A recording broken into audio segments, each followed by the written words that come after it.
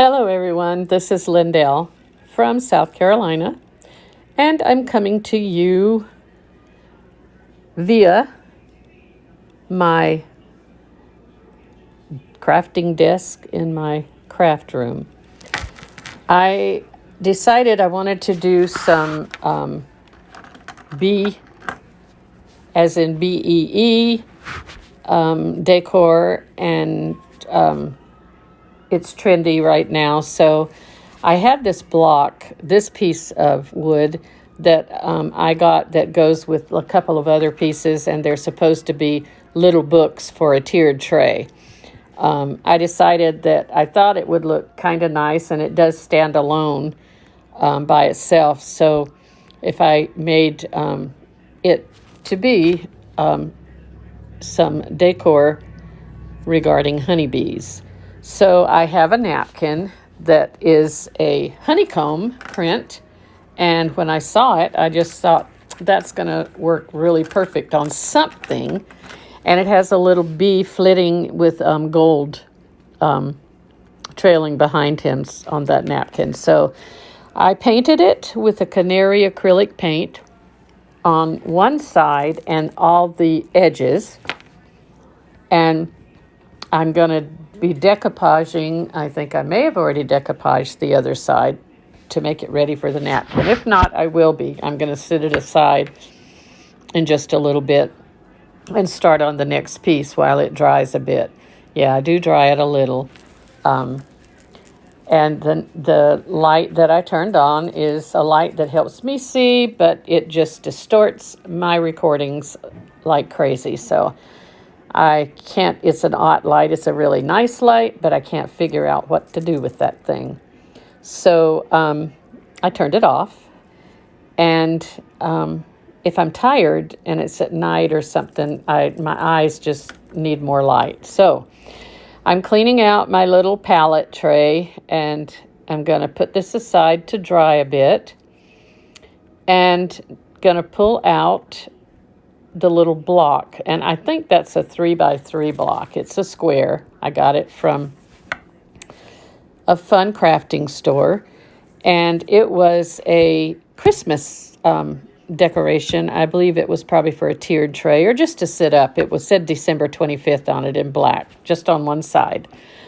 So I sanded it and painted it, and there I'm using bubble wrap to try and put fake honeycomb on it. When you use bubble wrap in your paint, don't dab it. Don't daub it on. Just wrap it over or lay it over and let that be it. Because when you start plopping it back and forth, you ruin the whole effect of the honeycomb. So what I got is a variegated yellow and white block. Now I have put that aside to dry, and I pulled out a hexagon square, and we have a transfer that will fit on that just perfect, and it is going to be a honeycomb. This is a honeycomb. The hexagon, you could use it for other things, I suppose, but since there's a transfer that fits it, I'm going to use it. And I've used that transfer several times. I really like it, and it fits nicely on that surface. The surface is cut specially for it, and I hold it up to make sure that I have it centered. The last time I did this on this surface, I did a ombre effect with, I think, three different colors. This time I'm kind of doing what we call a hot mess. And I'm putting some rose gold, shimmer rose gold, some bumblebee, and I'm going to put some harvest, shimmer harvest.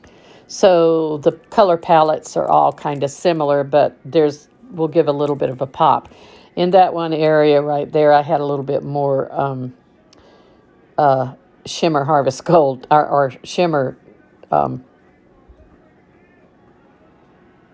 rose gold than I should have, but that's okay. It just gave that same effect, so it turned out okay. When I pull the transfer off, it has a really nice look in it, and it will be really pretty. And once it's done and decorated, it has a beautiful look.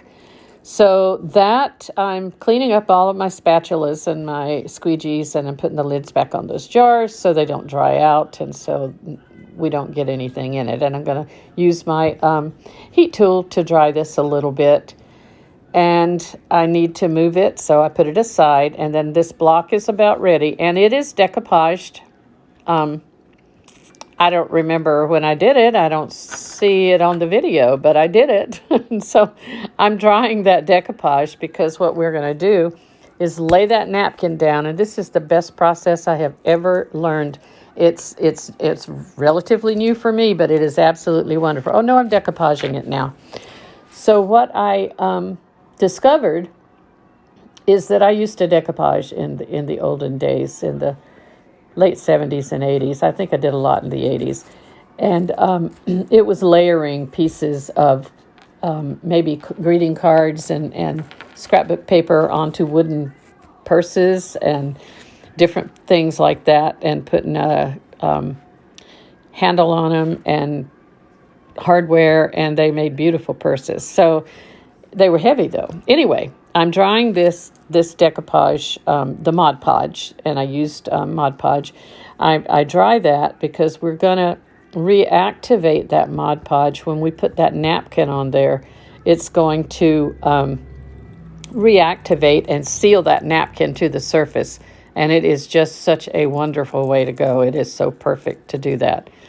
So that everything seems to be ready. I'm trying to decide which I'm going to use, and then I'm going to use a transfer on this piece, and I'm going to put, that goes with it, Oh Honey, and later I'll put a bee on. I don't think I put a bee on in this video. I put it on later, so I will attach pictures of completed projects. So this is black velvet paste, and it's just simply going across there. The font is really pretty, but I just, every time I did it, it seemed like I didn't like the way it came out. But it's all done, and it's not bad. I just didn't like the look of it. So there I'm trying to clean my transfers, and black is kind of a mess when you're cleaning like this. I really like to put them in the sink and clean them off. But when I'm in the craft room, I don't want to leave them, and I don't want to just squirt them with distilled water and let them sit either. So I'm working on them. The shimmer leaves glitter on your transfer, but it doesn't hurt anything. As long as you get everything out of that screen on that vinyl fabric, you're okay. So the bee is still there, and I think I'm saying that I'm going to put the bee on later. Cleaning my fingers so that I can now pull that block over and put that napkin on. I forget what it had on it. It had something sweet as honey, I think it said, or sweet as a bee. I don't know. Anyway, I'm not using that, except I do wind up taking that little bee and putting it on top. I had never decoupaged like one piece onto a surface and then laid another piece on top of it and decoupaged. I know you could probably do that. So I've removed one layer of the napkin. It was a 2-ply napkin. So now I am putting parchment paper on top of that block, and I have a little heat press that I use. An iron is perfectly well to use, just as long as you have it on dry heat, not steam. And you need that parchment paper as a go-between. And now I'm taking a sanding block, and I'm going to take the edges off. And with your sanding block, you sand down, and they come off nicely. I don't know why I was taking so much time doing that, but it's okay. They came off perfect, and everything looked nice, and I was happy with it. And then I realized I had one spot where I had let that heat press like really sit on there, and there was also like a crack in that board. It had like a divot in that board, a line. So I looked and I thought, yeah, I'll put that little bee on there. So I cut it out, and then I just decoupaged that spot a little bit, laid the bee down, and did the same thing. I don't know if I dried it or not. I think I dried it a little bit with my heat. Yes, I did, with my heat tool. Then I laid it back down and used my heat press and parchment paper and adhered it on top, and it came out really nice. It came out just fine. And it adds a little bit of pop to that. Because it has a little gold in it, and it worked out nicely. So I will be using a transfer that's not available, but for some reason I just needed to have that, and I edged that with a little more decoupage that it'll dry and be sealed nicely.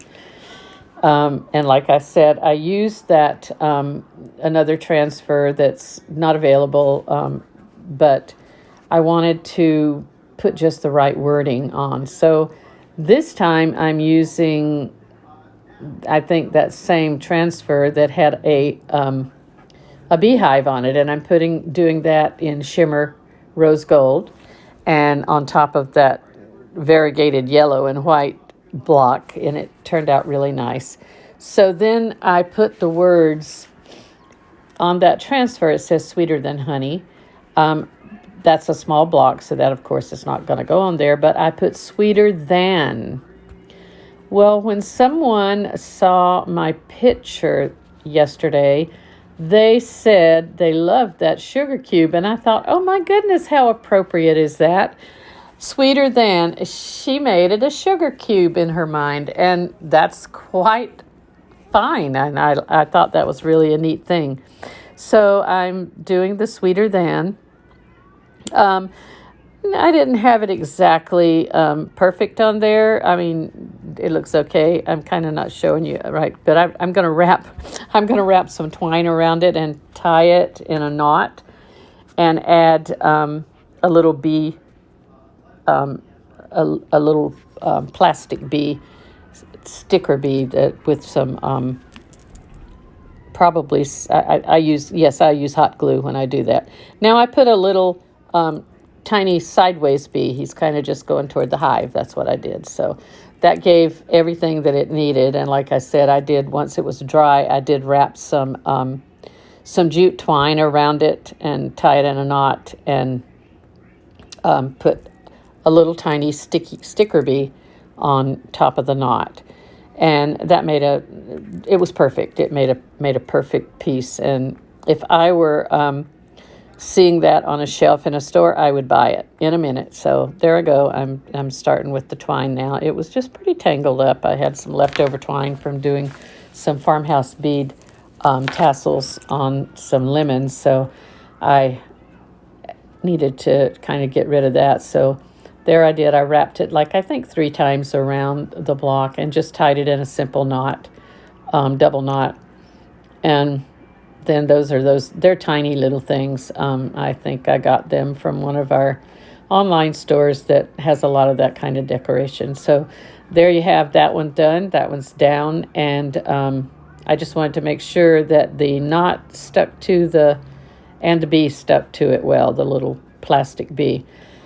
So we're pulling back out this block with the decoupage napkin on it, and it's time to put something on it. And I decided to put